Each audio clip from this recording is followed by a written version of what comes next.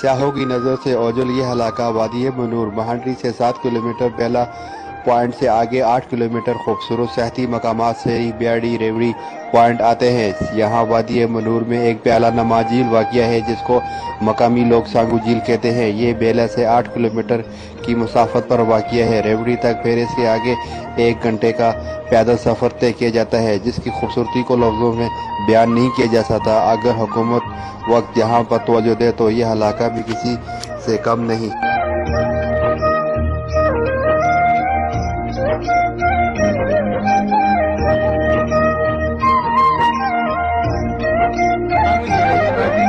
खूबसूरत झील है और 2 झीलें वादी में, एक वो है आंसू झील और ये है सांगो झील।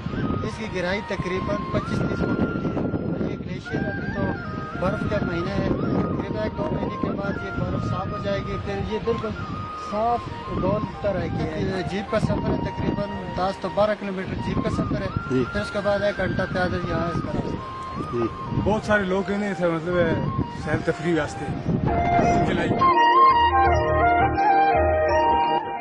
वादी मनूर वैली स्याहों की नज़रों से ओझल ये इलाका सतह समुद्र से 8,700 फुट बुलंदी पर वाक़िया है और महांडरी से बेला पॉइंट 7 किलोमीटर, इससे आगे 8 किलोमीटर जीप का सफ़र तय करते हैं। ये वादी मनूर खूबसूरत दिलकश वादी है जो आने वालों को अपने अंदर समा देती है जिसकी खूबसूरती लफ्ज़ों में बयान नहीं की जा सकती। अगर हुकूमत वक्त मैंने इस वादी को तवज्जो दें तो ये इलाका भी स्याहों की मरकज़ बन सकता है। चौधरी मुरादाद मीर रेवड़ी तहसील बालाकोट।